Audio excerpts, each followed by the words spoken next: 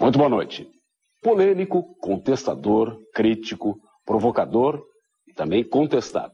O convidado do Frente a Frente de hoje é uma das personalidades mais controvertidas da cena intelectual do país. Jornalista, filósofo e escritor, é autor de afirmações fortes que incomodam muita gente em diversas áreas do conhecimento. Suas análises, principalmente sobre a área política, já lhe renderam inclusive ameaças de agressão física. Escreveu O Imbecil Coletivo, Atualidades Inculturais Brasileiras. Ministra cursos e conferências e dirige o Seminário de Filosofia da Faculdade da cidade do Rio de Janeiro. Atualmente é colunista dos jornais O Globo, Zero Hora, Jornal da Tarde e da Folha de São Paulo. Esta noite nós vamos estar frente a frente com Olavo de Carvalho. Para participar dessa entrevista nós convidamos os jornalistas Osíris Marins, da Rádio Gaúcha, Rodimar Oliveira, da Agência de Notícias da Assembleia Legislativa, e Alexandre Elme, do jornal Zero Hora. E por problemas de agenda do nosso convidado, esse programa foi gravado. E assim, excepcionalmente, nós não estaremos recebendo a sua participação por telefone ou por e-mail. Olavo de Carvalho, boa noite. Boa noite. Muito obrigado pela sua presença aqui. Eu que agradeço. Podemos provocar? Faz, fica à vontade, a casa é sua. As suas posições são muito conhecidas, né? As suas análises, principalmente políticas, são muito conhecidas.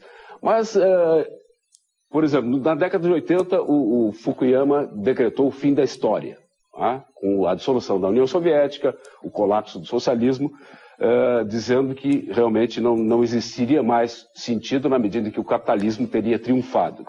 Apesar dessa posição já ter sido criticada, vários pesquisadores, vários analistas não fazem hoje mais uma diferenciação entre esquerda e direita, tá? Como classicamente se fazia. No entanto, você mantém essa distinção e faz críticas bastante candentes. Uma pequena provocação. Não considera essa posição possa ser criticada e utilizada, tem uma palavra que não se usa mais, démodé? Bom, eu nunca me interessei em saber se as ideias estão na moda ou não. Interessa saber se elas são verdadeiras ou falsas. Quer dizer, a gente tenta dar uma descrição adequada do estado de coisas. Se isto vai poder aparecer na revista Caras ou não, esse é outro problema. Entendeu? Então, a mim me parece que esta divisão de direita e esquerda, que o pessoal diz que acabou, ela continua perfeitamente funcional. Ela existe ainda, ela está atuante. Agora, a inexistência da divisão foi uma conversa mole inventada, né, pela direita para enganar-se a si mesmo e pela esquerda para enganar a direita. Aquele negócio de fazer de morto para assaltar o coveiro. Né? O movimento esquerdista no mundo nunca foi tão forte quanto hoje, nem tão forte, nem organizado, nem tão integrado quanto é hoje. E negar que existe um confronto entre esquerda e direita é a mesma coisa que dizer que a esquerda já venceu. Né? Não. Você considera que existe ainda. Mas se nós considerarmos que hoje existe. Nós temos muito poucos países no mundo que se dizem socialistas e esquerdistas. Temos exemplos típicos como Cuba, a grande maioria, a própria China, que teoricamente é socialista, mas que tem na prática um regime capitalista. Mas como é que funciona isso? Se fosse por esse critério, nem mesmo a Rússia do tempo de Lenin seria socialista. A primeira coisa que Lenin fez foi abrir o mercado e fomentar o capitalismo. Aqui as pessoas raciocinam muito em termos assim, de estereótipos um pouco de almanaque. Então acho que o regime comunista é aquele que estatizou todos os meios de produção, que não existe propriedade privada, tá certo? E só isso é que deve ser chamado de comunismo. Se não tem isso, não é comunista. Isso às vezes é fruto apenas da incultura, porque o próprio Karl Marx dizia que a propriedade privada não pode ser estatizada repentinamente, que ela deve ser absorvida, tá certo? Na propriedade estatal, lentamente, num processo que, segundo ele, pode durar muitas e muitas gerações e que isso deve ser feito através do imposto de renda progressiva. Tá certo? Então, na verdade, se você pensar bem, comunismo, socialismo não existe. Existe apenas uma eterna transição para o socialismo. Quer dizer, é um regime que é capitalista e que vai se aproximando do socialismo sem nunca chegar. Como em matemática, em geometria, o que chamam assíntota, né? Aquela curva que vai, a curva vai aproximando do lugar, mas como ela é curva, não chega nunca, tá vendo? Então, o verdadeiro socialismo é apenas a transição para o socialismo. Onde existe isto, deve-se aceitar, então, que é um regime socialista. O socialismo consiste na transição para ele mesmo, embora essa transição jamais chegue ao objetivo. Então, o Brasil é nitidamente um país socialista, porque nós estamos declaradamente numa transição.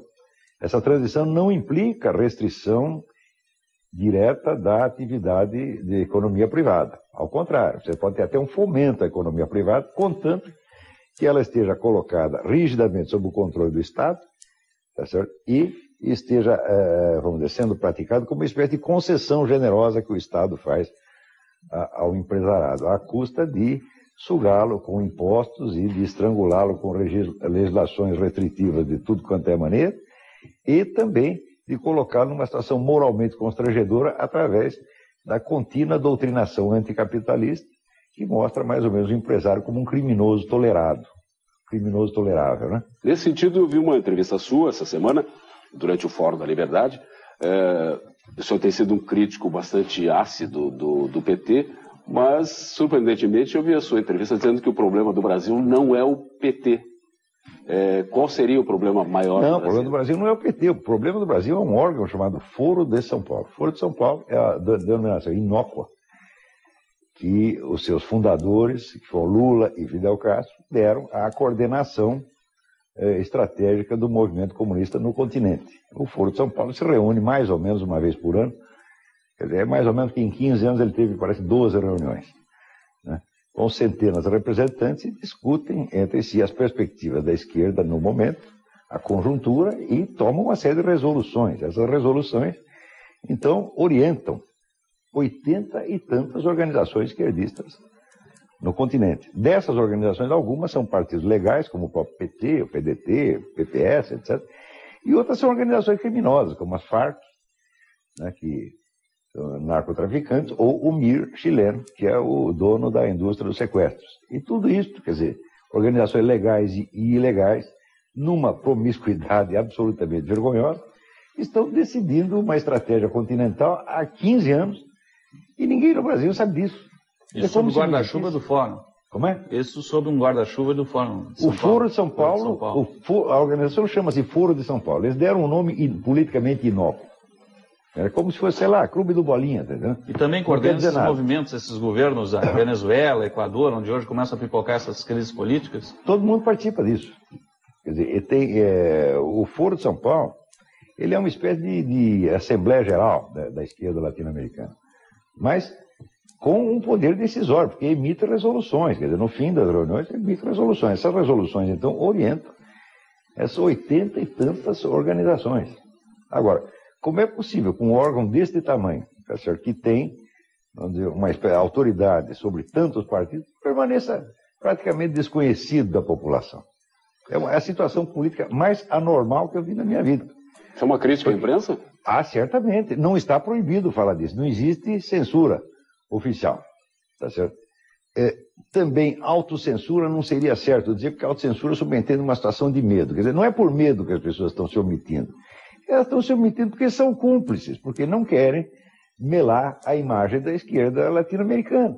Querem fazer de conta que está tudo bem. Isto tudo é por uma espécie de covardia intelectual que a classe jornalística deve à sua formação. A classe jornalística atual se forma sob o comando, sob a inspiração, sob o guruzado da intelectualidade esquerdista dos anos 60. Que inclui o próprio FHC, Zé Arthur Janotti, Marlena Chauí, Emir Sader, essa gente, toda essa corriola, né, para mim são palhaços todos eles, né?